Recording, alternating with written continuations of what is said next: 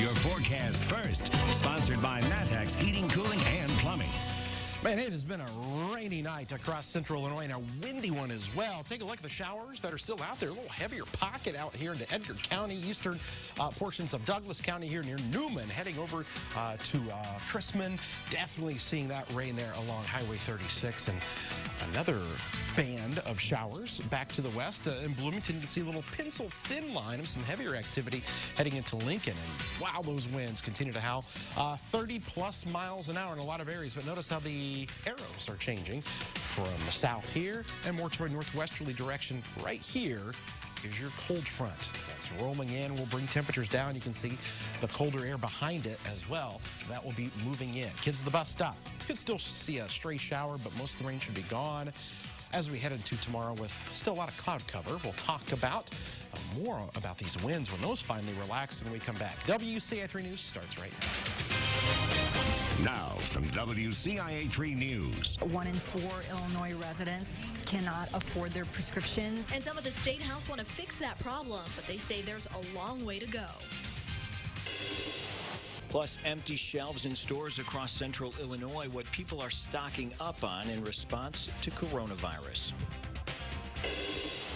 This scout went beyond participating in his local troop, how he represented his organization to the nation.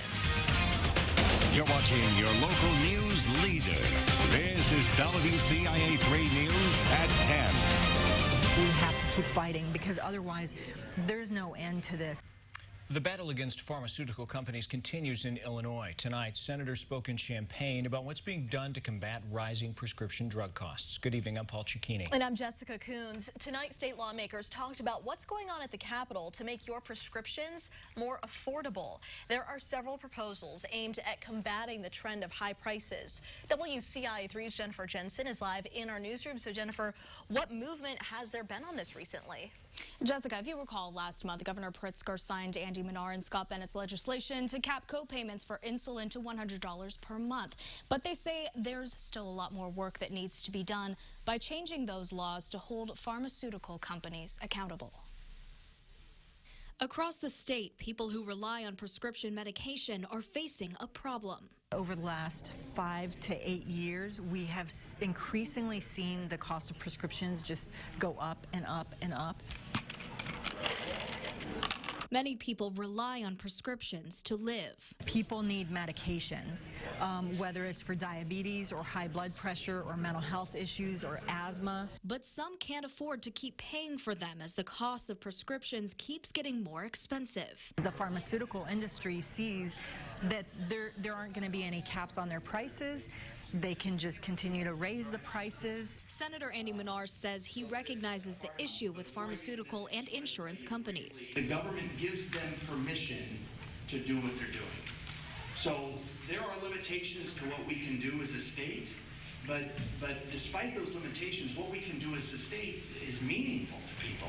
There are several bills pending in the General Assembly to combat the problem many people are facing. The proposals include creating a prescription drug affordability board to help set acceptable price limits for state-regulated plans. Another would create a prescription drug pricing transparency act to hold insurers accountable. And another proposal would require group and individual insurance plans to eliminate deductibles for covered prescription drugs. All of these, while conceptual right now, are changes that could have a lasting impact on those who need it most. And I think it's a travesty that in the United States of America that somebody can live their whole life, they can work, they can take care of their family, and that their lives can be undone because they can't afford their inhaler. There will be another prescription drug price town hall just like this one in Decatur. That'll be this Thursday at 6 o'clock at the Decatur-Macon County Senior Center. Live in the newsroom, I'm Jennifer Jensen, WCIA 3, your local news leader. Jennifer, thank you. There are 4 new cases of coronavirus in Illinois. That brings the total number of cases to 11. Of the 4 new cases, 2 had close contact with a coronavirus patient. The other 2 had recently traveled. Governor Pritzker declared a disaster proclamation today in regards to that outbreak. It's the first step toward obtaining federal funding.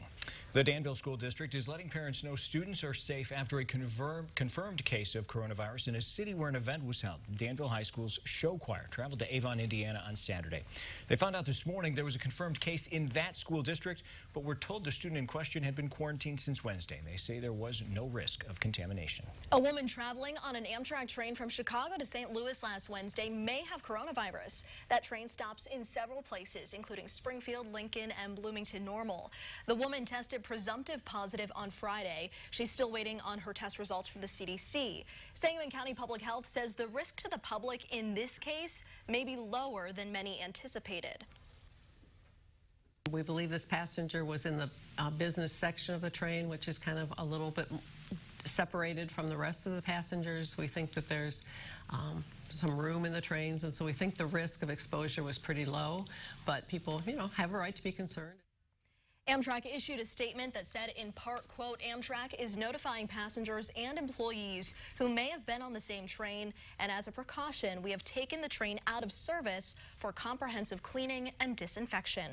Coronavirus concerns are causing a nationwide shortage of cleaning and sanitizing supplies in stores, and it's happening at stores in central Illinois as well. Customers have been buying out products over the last week. The hand sanitizer shelves are bare in several places, including CVS, Walgreens, Target, Harvest Market, and more. Other places like Sam's Club in Champaign say they're out of toilet paper, sanitizer, and wipes, paper towels, and water. Of the items they do have, they have a cap on the amount people can buy, limiting those items to 2 per customer. And these businesses have no idea when these things will be back in stock. We are sold out. We continue to order product, and we either get it or we don't get it. We have placed a huge order for this weekend, and so hopefully on Friday we'll get that. She works for Harvest Market if you want to check there this weekend. The CDC is still suggesting to wash your hands with soap and water for at least 20 seconds to effectively clean. Another option is to use an alcohol-based hand sanitizer with at least 60% alcohol. A police department is getting rid of its drug drop boxes after people kept putting hypodermic needles inside. The Hoopeston Police Department has offered the service for years. It allowed people to drop off expired prescriptions. They say the needles are putting people's health at risk. A business owner in Mattoon is facing sexual abuse charges. Kashir Koshemi was arrested Saturday at his restaurant. Police say a waitress told them he sexually harassed her and inappropriately touched her in his office. Koshemi told police he was just talking to her about performance issues. New for you tonight, a teenager is facing several charges after authorities say he bit a correctional officer. 19-year-old Alex Gill of Edwardsville is facing charges of aggravated battery, resisting and obstructing an officer, and drinking underage. Our media partners at the Herald and Review report he originally ran from police after smoking marijuana and drinking alcohol. They say he tried to grab a deputy's weapon when he refused to submit to a blood test. They say he also tried to cheat a urine sample with water and then started to resist while being processed, and that's when they say he bit that officer's forearm hard enough to make them bleed.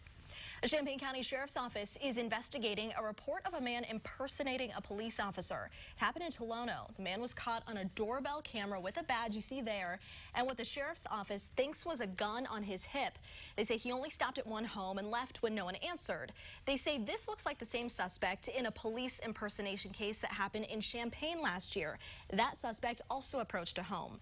The Sheriff's Office says it's better to be safe than sorry if you don't recognize who's at your door. You just always have to be careful. I mean, if you feel something's off, then call. I mean, there's no harm in waiting, not answering the door right away, waiting, calling to confirm that, who's out there is supposed to be out there. The Sheriff's Office says if someone is worried an officer may be an impersonator, you can ask for their department-issued ID or call a non-emergency line, and they can send out a marked car and officer to confirm their identity. The superintendent of Champaign Schools is retiring next summer. The board took steps tonight to address how they'll go about replacing Susan Zola. The board is first going to look for a firm or professional recruiter to help with the hiring process. It will consider a request for proposals from firms or recruiters interested in taking on the job of recruitment. Zola will not be retiring until June 2021. The school board president wanted to remind parents this is a ways off. This is really just an initial looking for firms to do the search. You're not going anywhere, right? No. 2021. And she was aware of it. The district hopes to finalize its candidate by January. Now, one of the school board members was wearing a surgical mask. You might have noticed it in the last video. Now, she did address it. Elizabeth Soteropoulos explained she wouldn't be at the meeting if she was under the impression she was contagious. Why are you wearing a mask? I was not feeling very well last night. I have received medical advice that I'm most likely fine, but out of an abundance of caution, I should wear a mask, a simple surgical mask when I'm out in public. So I'm fine. Heather is so concerned. School board members can be excused from meetings.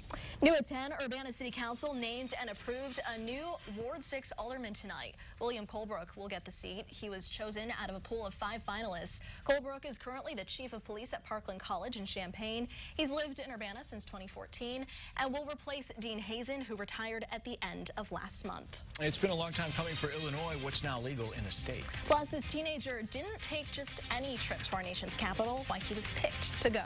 And it's been a whirlwind 24 hours for Illinois basketball. How their postseason just got better.